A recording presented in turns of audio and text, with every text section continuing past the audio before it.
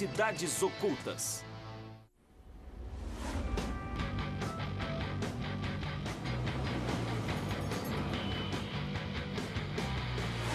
Sou Don Wildman e esse é o Coliseu em Roma, na Itália. 2000 anos depois, uma das maiores arenas esportivas da história. Durante 400 anos, o Coliseu sediou os mais diversos eventos. Grandes encenações de batalhas navais, quando inundavam todo o lugar. Caçadas de animais selvagens com feras de todos os cantos do mundo. Execuções públicas e, é claro, o ponto alto de tudo, combate de gladiadores. Eles eram as celebridades da época, verdadeiras lendas, mas suas vidas não eram nada glamourosas. Tudo o que sabemos sobre gladiadores aconteceu aqui na arena. Mas há um mundo oculto que poucos conhecem. Suas origens, seu cotidiano e suas histórias ficaram perdidas durante milhares de anos, sepultadas no subsolo. No auge, a antiga Roma se espalhava por mais de 5 milhões de quilômetros quadrados e havia disputas de gladiadores em todos os cantos do império, da Grã-Bretanha à Turquia. Para os guerreiros, os jogos significavam vida ou morte violenta, uma chance de conquistar a liberdade ou de permanecerem presos à escravidão. Mas em nenhum lugar as apostas eram mais altas, nem os jogos maiores do que no Coliseu, o coração da antiga capital romana. O Coliseu, bem aqui atrás de mim, era o palco onde os gladiadores eram astros, onde os romanos assistiam às lutas até a morte. Mas o espetáculo sangrento era, na verdade, o fim de uma longa jornada para muitos desses homens. Bem aqui, debaixo da rua, sob os meus pés, existe um túnel que leva os gladiadores à grande arena. Saindo daqui, um campo de treinamento, uma escola de gladiadores de elite, a maior do mundo romano, onde aprenderam a arte de matar e morrer. Em 1937, durante a construção da Via Labicana, operários encontraram as ruínas da Ludus Magnus, a mais famosa escola de gladiadores de Roma. Era um campo de treinamento para os melhores e mais fortes gladiadores do mundo. Como vai? Bem, é um prazer. Igualmente. Me encontrei com o perito em gladiadores Hendrik Day, que tem acesso às ruínas da Ludus Magnus. Ludus Magnus. O que significa? A grande escola de gladiadores. Então aqui seria a primeira divisão dos gladiadores. Basicamente, era prático ter a escola perto do Coliseu porque os gladiadores podiam ir direto dos alojamentos para o local da luta. Durante quase 2000 anos, este lugar ficou soterrado por séculos de sujeiras e destroços. Mas em 1937, operários encontraram a Ludus Magnus. Fantástico. Primeiro você. Muito obrigado. E arqueólogos tiveram de escavar quase 23 mil metros cúbicos de terra no centro da sexta maior cidade da Europa.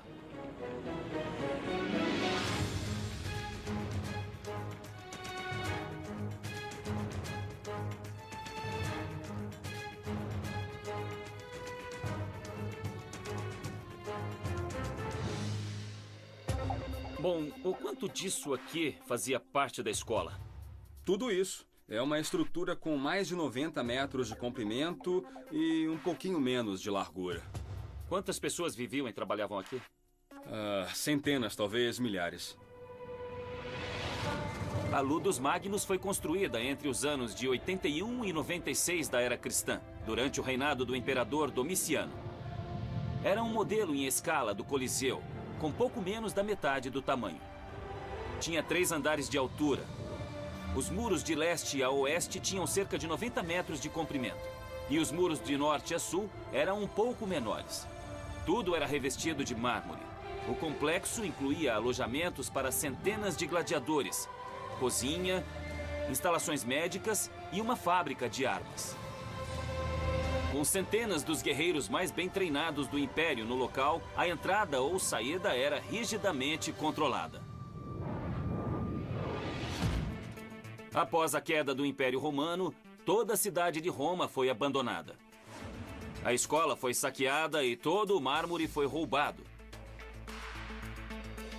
Ao longo dos séculos, a antiga cidade foi coberta por 6 metros de entulho.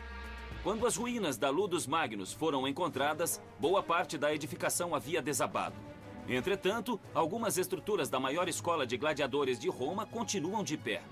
Uma hipótese. Eu estou lutando contra Roma. Sou feito prisioneiro. De repente me torno parte de um enorme sistema. Sou enviado a Roma. O que acontece comigo? Eles podiam tirar suas armas e mandá-lo ao Coliseu para ser executado por outro gladiador, para entreter o público. Se tivesse sorte e fosse um guerreiro muito capaz, poderia se tornar um gladiador profissional. Gladiadores vinham de todas as camadas sociais. Vários senadores lutaram como gladiadores, visando obter popularidade e respeito dos cidadãos. O imperador Cômodo chegou a treinar na Ludus Magnus para se tornar gladiador, mas foi assassinado na véspera da primeira luta. No entanto, a maioria dos gladiadores, como o lendário Espartaco, eram escravos e prisioneiros de guerra, escolhidos a dedo para os espectadores sedentos de sangue. Então era uma situação difícil. Ele ficava aqui até morrer ou lutar até conseguir a liberdade. Havia uma chance de conquistar fama, popularidade e fortuna. E se fossem escravos, podiam ganhar a liberdade. É isso aí. Gladiadores usavam as mais diferentes armas. Capacetes e escudos semelhantes aos usados por exércitos estrangeiros vencidos por Roma ao longo dos séculos. Em muitos casos, os estranhos capacetes e pesados escudos eram feitos para dificultar a luta para os gladiadores, não para protegê-los. Os romanos não tinham nenhum interesse em pôr um peso pesado contra outro. Era muito mais interessante por 3 homens pequenos lutando contra um bem grande. Algumas lutas eram chamadas de sem misericórdia, ou seja, até a morte. O imperador Cláudio raramente poupava a vida de gladiadores que lutavam sem capacetes, porque ele gostava de ver seus rostos quando morriam. Mas se um gladiador morresse, seu agenciador recebia uma compensação de até 100 vezes o valor do combatente. Assim, muitas vezes, eles eram poupados. Esses degraus são originais? São sim, são degraus originais que levam à arena. Sei. Bom, eu estou vendo o desenho circular, esse formato aqui. E ele continua debaixo da rua. Eu estou no meio da arena. Isso. Então estamos vendo uma versão em miniatura do que acontecia no Coliseu. Na arena, os gladiadores praticavam o uso de armas, força, resistência e habilidade. E embora nada os preparasse para o caos no Coliseu, o treinamento na Ludus Magnus era a melhor chance de sobrevivência. Gladiadores eram basicamente prisioneiros nessas escolas.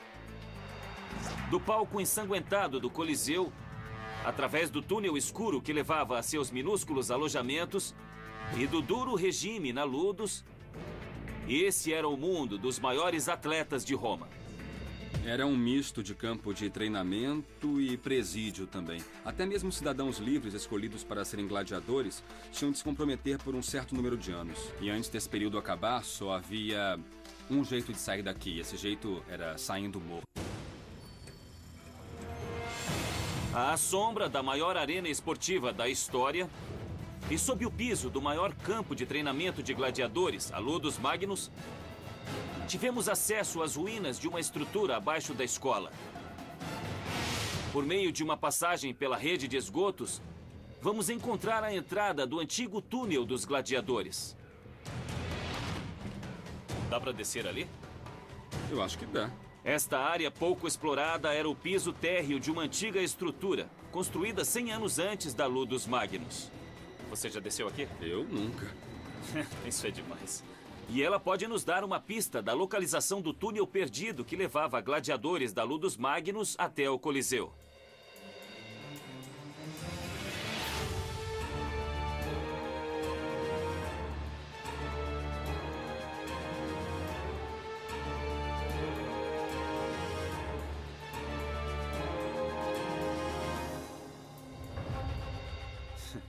Olha só. É Roma. De que época é isso? O que temos aqui é o piso de uma casa do século I antes de Cristo. Então é antes do anfiteatro. 200 anos antes do anfiteatro que foi construído acima de nós. Segundo os registros romanos, o incêndio do ano de 64, provocado pelo imperador Nero, destruiu todas as casas nesta região. Olha só. Dá para descer? Existe outro nível abaixo deste onde estamos. Segundo Hendrik, o túnel pertence a uma rede de esgotos ligada à casa. O esgoto ficava 2,5 metros abaixo da casa, localizada 3 metros abaixo da Ludus Magnus. É possível que a entrada do túnel que levava ao Coliseu esteja em algum lugar desse esgoto. Nessas horas nós temos que arregaçar as mangas. Este túnel é muito antigo e tá cheio de água e lodo.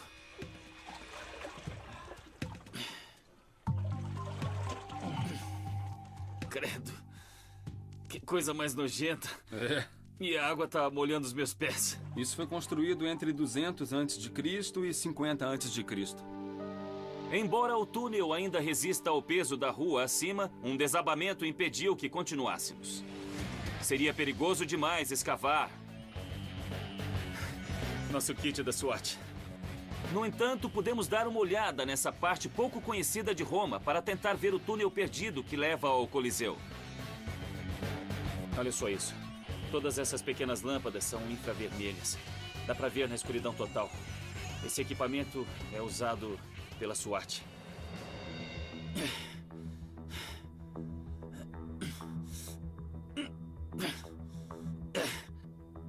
Estão vendo só? É isso mesmo, foco. É muito legal. É outra passagem. Diretamente abaixo da rua e na direção do Coliseu, havia uma entrada para outro túnel, mas os destroços nos impediram de continuar. Isso me deixa louco. E por mais frustrante que seja, eu acho que qualquer arqueólogo diria para mim que seria uma estupidez eu passar por aqui e essa coisa cair. E todos falam como se construía bem no mundo antigo, que nada desabava. Bom, na verdade eu acho que desaba sim. Se pudéssemos escavar isso aqui, iríamos achar o túnel usado pelos gladiadores para ir nessa direção até o Coliseu, um dos lugares mais famosos do mundo. Mas não dá para ir.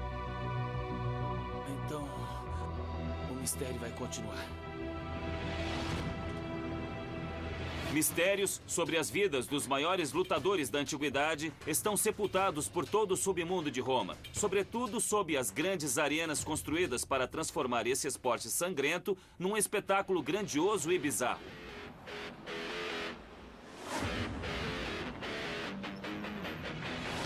Aquele é o estádio olímpico, onde joga o time do Roma. O jogo é daqui a pouco e o movimento já é bastante grande. Torcedores italianos são bem barulhentos e é uma tradição que remonta a 2000 anos.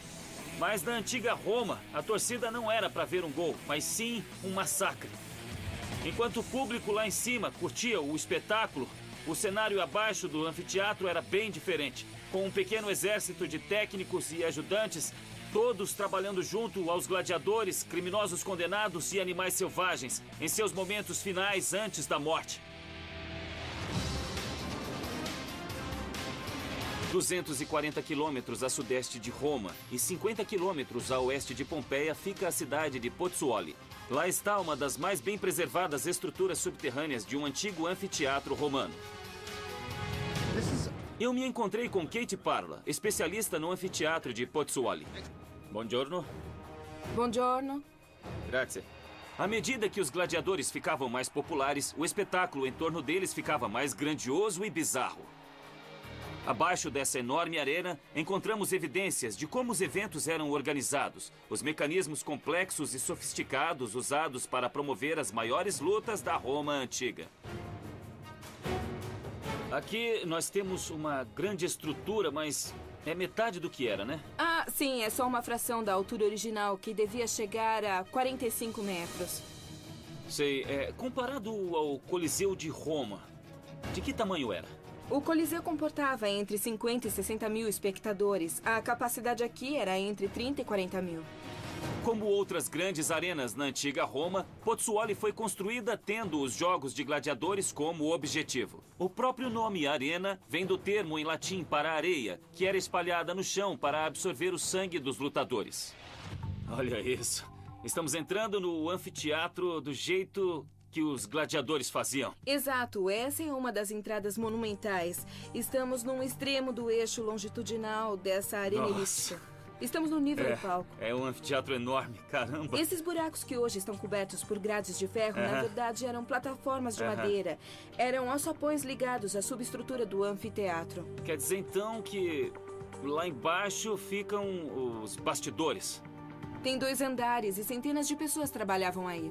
Os outros gladiadores, animais selvagens e tudo mais. Então, aqui em cima ficava a torcida se divertindo com o espetáculo.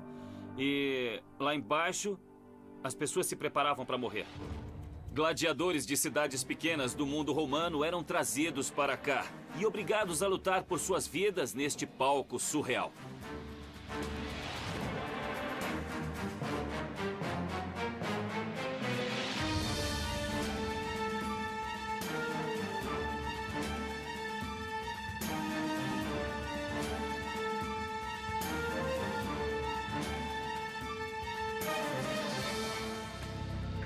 Que incrível.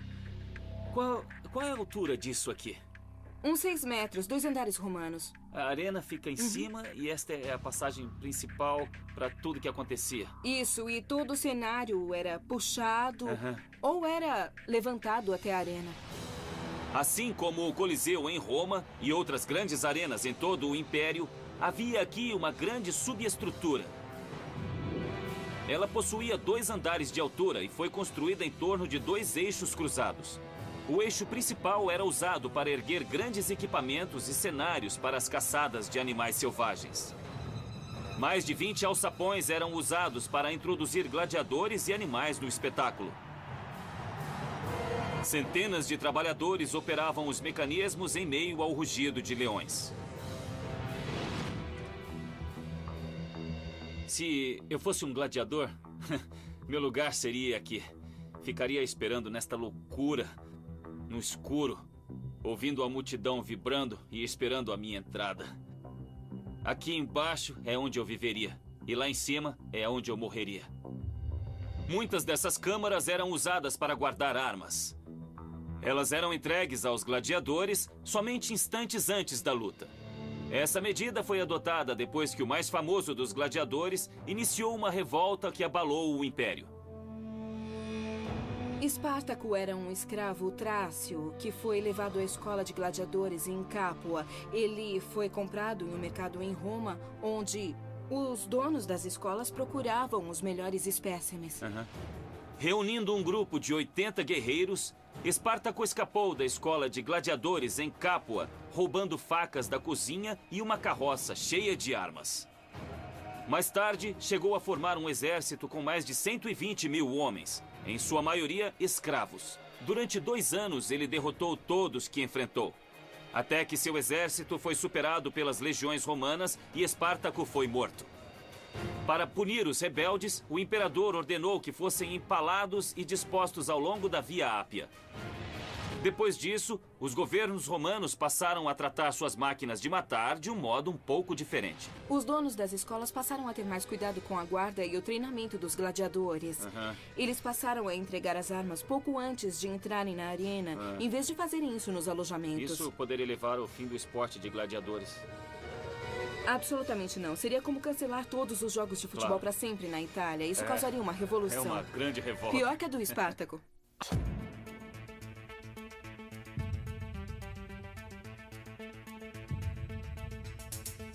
Nos subterrâneos do anfiteatro de Pozzuoli ficavam os equipamentos ocultos que davam vida ao impressionante e bizarro espetáculo das lutas de gladiadores. De alçapões, de onde gladiadores e animais selvagens surgiam para surpreender os inimigos, a cenários elaborados que eram erguidos até o piso da arena. Essas áreas transformaram os jogos de gladiadores no maior e mais sangrento show da Terra. Estamos na parte inferior da estrutura e eles erguiam objetos enormes. Pessoas, animais, tudo até a arena lá em cima. Para isso, eles precisavam de um sistema de polias. E elas estão por toda parte. A coisa era bem complexa. Não era uma coisa fácil. É incrível o que eles faziam por essa experiência bizarra. Um dia no anfiteatro seguia uma agenda previsível de violência e sangue. De manhã, caça a animais. Depois, após o almoço e um pouco de vinho, vinham as execuções públicas e as lutas de gladiadores, normalmente até a morte. Para os homens que eram obrigados a levar essa vida, o espetáculo era aterrador. Mas, por mais elaborado que fosse o cenário, tudo se resumia a uma batalha sangrenta. Normalmente havia 12 pares de gladiadores se enfrentando. Mas em casos especiais, como na celebração de uma vitória militar, até 5.000 pares de gladiadores eram usados, num evento que durava mais de 4 meses. Os gladiadores dos jogos criavam os espetáculos mais extravagantes para acompanhar as lutas de gladiadores. Muitos especialistas acreditavam que, a exemplo do Coliseu, o anfiteatro era inundado para recriar batalhas navais. Uma pista para confirmar esta teoria pode ser encontrada em um túnel de difícil acesso no fim do eixo mais curto.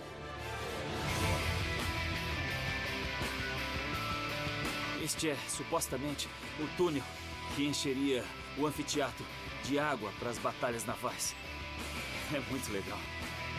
Estamos a uns 9 metros abaixo de onde ficaria o público para ver os jogos de gladiadores. E vamos sair do estádio na direção das ruas da cidade. Vejam só. É por ali. O túnel se divide e vai para lá. Vamos ver o que tem aqui.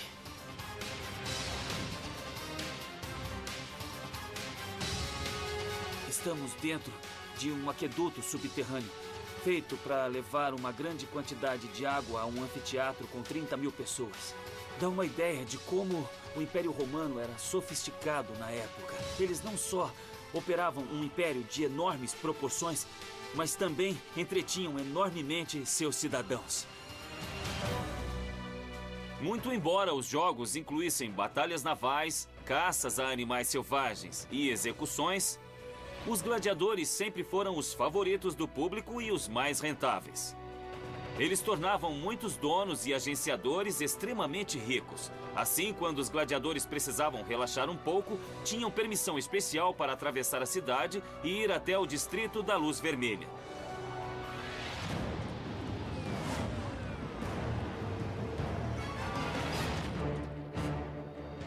Eu me encontrei com um morador local, Antimo de Domênico, que vive na cidade desde que nasceu. Pozzuoli, ou Puteoli, como era chamada na antiga Roma, está localizada nos Campos Flegrei, uma zona sismicamente ativa que inclui o Monte Vesúvio, responsável pela destruição de Pompeia, e fica literalmente à sombra do vulcão Solfatara. Devido à movimentação constante do solo no local, as encostas começaram a desmoronar. Mas a destruição sísmica também revelou grande parte de uma cidade soterrada, incluindo o antigo distrito da Luz Vermelha de Puteoli. As ruínas da antiga cidade podem ser acessadas através da velha prefeitura. Entramos aqui? Sim, por aqui. Lá existe um bordel soterrado, onde os gladiadores encontravam um alívio temporário antes do destino fatal na arena.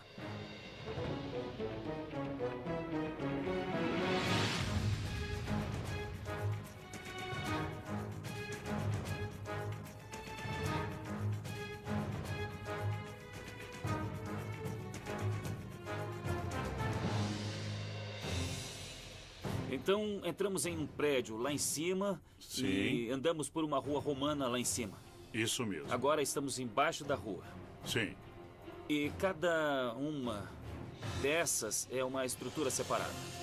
Em 90 a 95% dos casos, essa era uma área em que os gladiadores e outras pessoas vinham e podiam fazer sexo com as mulheres dispostas a venderem os seus corpos. Entendi, é o distrito da Luz Vermelha. Isso, exatamente. As ruínas de Rione Terra compreendem várias camadas de história ao longo de 500 anos. A primeira camada corresponde a um antigo bairro romano, incluindo ruas, lojas e casas. Esse bairro foi construído sob uma antiga cisterna dos tempos gregos. Quando ocuparam a região, os romanos transformaram as cisternas em porões, incluindo o bordel. O bordel tem o tamanho de um quarteirão, com cerca de 12 quartos. Após a queda de Roma e vários séculos de reconstruções, a cidade moderna foi erguida em cima de tudo, soterrando a antiga. Quer dizer, então, que era pra cá que vinham os gladiadores? Sim, os gladiadores, é claro, também vinham aqui porque sempre eles corriam risco de morrer naquele dia ou no dia seguinte. E aí, pelo menos, eles podiam abraçar a mulher de que gostavam nesse lugar antes de eles se despedirem da vida. Sei, então é um bordel soterrado. Com certeza. Mas não era uma coisa que se quisesse mostrar para o público em geral, né? Isso, ficava escondido para que nem todos soubessem o que acontecia. Bom, era uma boa prática comercial. Na antiga Roma, a prostituição era legalizada e as prostitutas tinham registro e pagavam impostos. Muitas eram escravas e as condições nos bordéis eram extremamente insalubres. Muitas pessoas morriam em locais como este em virtude das doenças. Mas isso não impedia que homens de todas as camadas sociais frequentassem esses locais. Os gladiadores também eram escravos, mas tinham um grande valor para seus agenciadores. E recebiam autorização especial para satisfazer seus desejos. Em cada porta na entrada eram indicadas todas as posições que a mulher oferecia. Posições? Sim, posições amorosas. Posições sexuais? Posições sexuais, então exato. Era anunciado... Anunciado na parede. Se quiser, eu faço isso. Sim. Aí você poderia escolher entrar aqui em vez de outro lugar. Esse lugar era a Las Vegas da região. Então, o que acontecia em Puteoli, ficava em Puteoli. Mas esse não era o único bordel da antiga Roma. Desenhos similares de posições sexuais foram encontrados nas ruínas de Pompeia. Outro quarto no extremo do bordel contém um desenho que, segundo Antimo, foi feito na época por uma prostituta. É uma propaganda anunciando que gladiadores estavam entre seus clientes mais satisfeitos. Bom, dá pra ver aqui, tá bem fraco, mas tem um capacete de gladiador aqui. E mais à direita tem outro gladiador aqui. Dá pra imaginar que isso era um tipo de propaganda que elas faziam? Sim, isso mesmo. Ah, muito bem. Sim, eu tenho gladiadores entre os meus clientes. Parabéns, você está no mesmo lugar. Então, se eu fosse um sujeito comum andando por aqui, tentando escolher uma prostituta, e eu visse que ela tinha recebido gladiadores aqui, eu pensaria, essa mulher deve ser boa.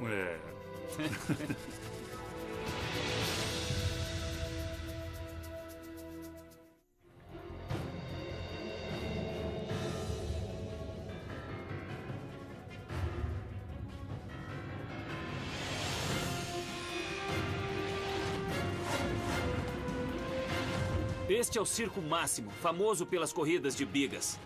Mesmo não tendo sido feito para isso, também sediava jogos de gladiadores. Numa época em que a revolta popular era uma ameaça constante, manter o cidadão romano feliz com um esporte sangrento era uma forma de autopreservação, de manter o poder.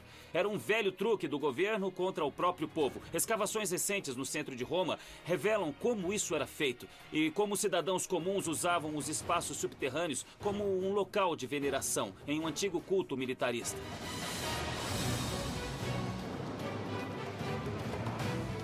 No centro da Roma moderna, me encontrei com Patrizia Sfrigiotti. Bom dia. Ela é uma arqueóloga que passou 10 anos escavando as ruínas da Cripta Balbi, um antigo bairro romano em torno de um grande teatro com milhares de assentos. Isso? É uma amostra bem preservada da vida romana e uma pista para entendermos por que os jogos de gladiadores eram o passatempo favorito dos romanos. Estamos falando desse prédio e daquele ali. E esse prédio é uma embaixada hoje, né? Isso, é a embaixada brasileira para o Vaticano. Ah, entendi. O teatro foi construído em 13 a.C. por Lúcio Cornélio Balbo, assistente de Júlio César, para celebrar uma grande vitória romana. Era o terceiro maior teatro de Roma. Mas após 2000 anos de construções e reconstruções, a Broadway da antiga Roma foi soterrada pela cidade moderna. Vamos entrar.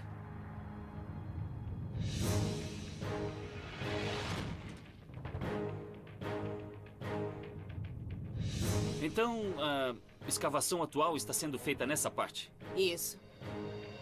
Essa é uma chance incrível. Se pensarmos bem, estamos no meio de uma escavação arqueológica. E o que eles fizeram? Cortaram uma seção transversal da história de Roma. Renascença, medieval, Roma antiga. Ali dá para pegar um ônibus na Roma moderna. Está tudo aqui.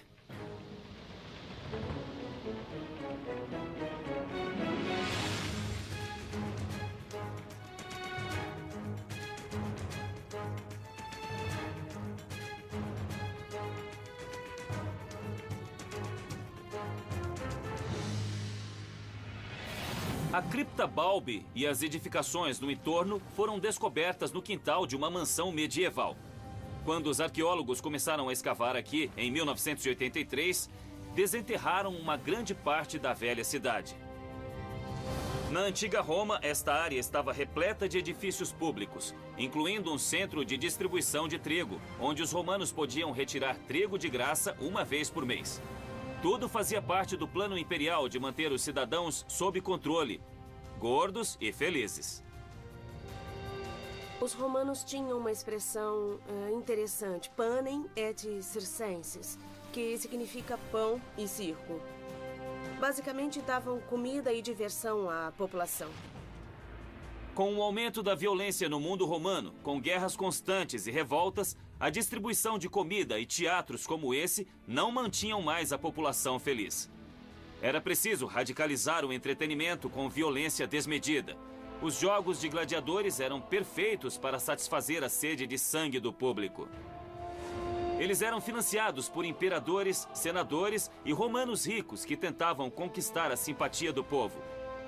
O imperador César tinha tantos gladiadores que o Senado foi obrigado a limitar a quantia que cada pessoa podia gastar nos jogos, temendo que exércitos privados tão bem equipados pudessem provocar uma revolta. Segundo dizem, Nero era particularmente selvagem.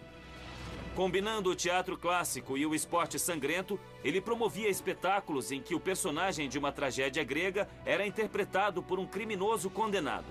Quando chegava a hora do personagem morrer, um verdadeiro carrasco matava o criminoso no palco. Mas enquanto alguns romanos iam ao Coliseu para sua dose diária de violência, outros buscavam o culto religioso. Mais adiante na escavação, à sombra do antigo teatro, foram encontradas evidências de uma sociedade secreta. No extremo sudeste do sítio de Cripta Balbi, em frente ao teatro, ficava o santuário de um culto misterioso frequentado pelos romanos. Que lugar é este? Este era um santuário ao deus Mitra. Deus Mitra. Então, durante o século III, esse espaço atrás da Cripta Balbi foi transformado num santuário dedicado a esse deus persa. E aqui eles matavam o touro, que era um dos... Sim. Então era feito um ritual de sacrifício. Isso, um sacrifício ritual. E eu acho que aquele buraco no chão devia ser a chamada Fosca Sanguinis, o local onde eles coletavam o sangue do touro sacrificado. Assim como muitas religiões exóticas na antiga Roma, o mitraísmo chegou com o retorno de soldados que haviam lutado no Oriente. O principal motivo era o fato de Mitra ser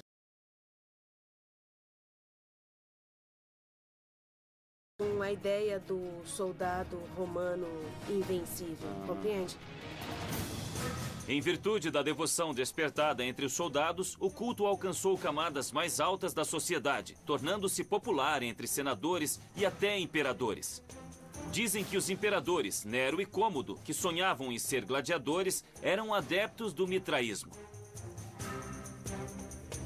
A religião era tão aceita pela sociedade que quando o imperador Constantino adotou o cristianismo no século IV, incorporou à religião muitos símbolos e rituais do mitraísmo, inclusive tornando o dia 25 de dezembro, aniversário de Mitras, a data de nascimento de Jesus. Esta era uma área de sacrifícios no interior do templo.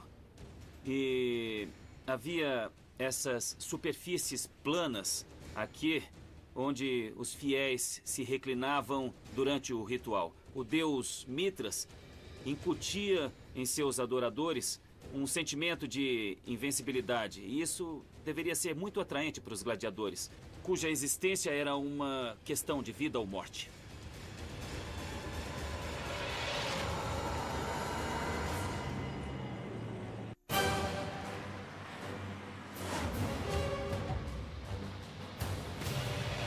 A origem dos jogos de gladiadores é realmente um mistério, enterrado sob milhares de anos de história.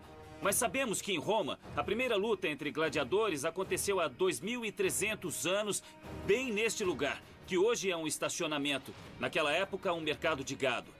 Não era um grande evento esportivo, e sim uma pequena cerimônia funerária. E para homenagear um morto, 2 outros lutavam até a morte. E como uma cerimônia tão pequena, tornou-se um grande espetáculo.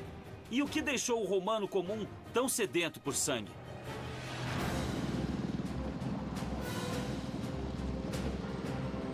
Para descobrir a origem dos jogos, fui me encontrar com Saskia Stevens, especialista em ritos funerários romanos na Via Ápia, a maior e mais importante estrada do mundo antigo.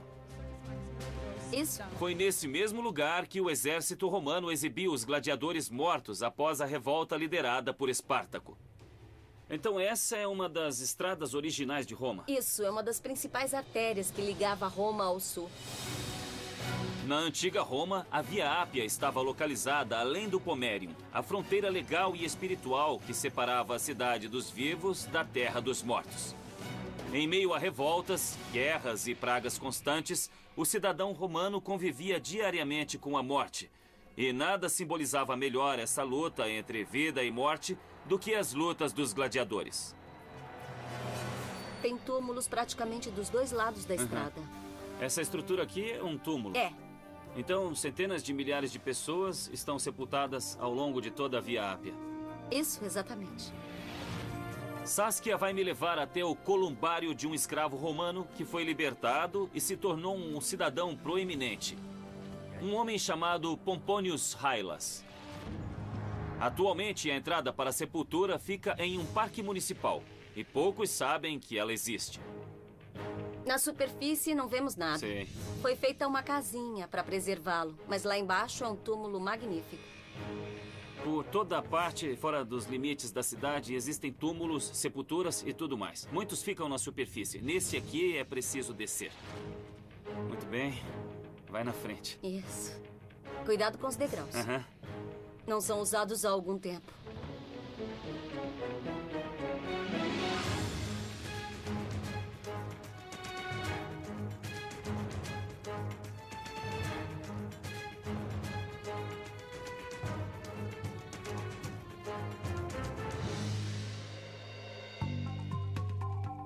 É bem fundo, hein?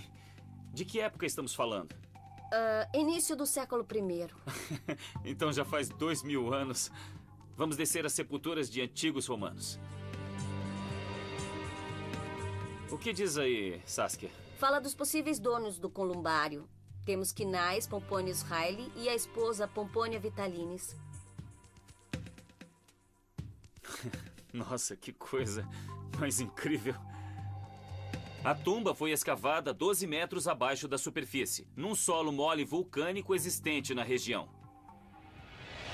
Era uma sepultura comunal. Os donos escavavam novos nichos quando uma família comprava um túmulo para o ente querido, formando a cripta em forma de colmeia. Olha só. São dezenas e dezenas de pequenos nichos com... O que é isso? Cinzas dentro? São cinzas. A cremação romana era assim. Ainda existem vários fragmentos de ossos. Os romanos costumavam cremar os mortos, mas antes de pôr o corpo na pira funerária, eles realizavam ritos extravagantes para homenagear o falecido. Segundo Saskia, foram esses ritos que deram origem aos jogos de gladiadores. Eles chamavam de jogos funerários. Sobretudo se fosse uma pessoa importante. Quanto maiores os jogos, maior a pessoa. Exatamente. Certo. E esses jogos incluíam lutas de gladiadores também? Isso. O interessante sobre as lutas é que se tratava de vida e morte. Então, tem um cruzamento do mundo dos vivos para o mundo dos mortos. É uma provocação, como chamar a morte para buscá-lo, mas você precisa lutar pela vida se quiser sobreviver. Então você acha que isso mostra como essa cultura tinha ciência da própria mortalidade? Claro. E por este motivo precisava ver isso ser praticado diante deles? Pode ser, Na sim. forma de um jogo? É. Os gladiadores também eram sepultados de acordo com o status. O enterro dos mais importantes era pago por uma espécie de sindicato ao qual todos pertenciam. Outros eram simplesmente jogados no rio ou em uma cova comum com outros gladiadores. Isso era o que acontecia a alguém da classe média alta. Quem tinha status social, dinheiro, respeito, terminava aqui. E isso é bom. Mas se você fosse um senador ou um imperador, imagine então como seria. Haveria orações, celebrações, desfiles. Haveria até jogos de gladiadores. Para os romanos, que tinham uma expectativa de vida de 25 anos, a morte estava em toda parte. Por isso, não surpreende que os violentos jogos de gladiadores tenham nascido de simples ritos funerários e se tornado o maior espetáculo do Império Romano.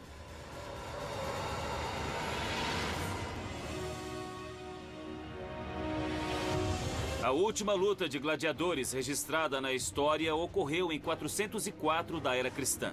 Entretanto, ao longo de 600 anos, os jogos de gladiadores foram o maior espetáculo de todo o Império Romano. Heróis ou párias, senadores ou escravos, eles estão entre os mais celebrados atletas da história do mundo. E embora tenham ganhado fama, fortuna e liberdade nas grandes arenas de Roma, suas vidas privadas, suas verdadeiras histórias, estão sepultadas na história, ocultas no subterrâneo.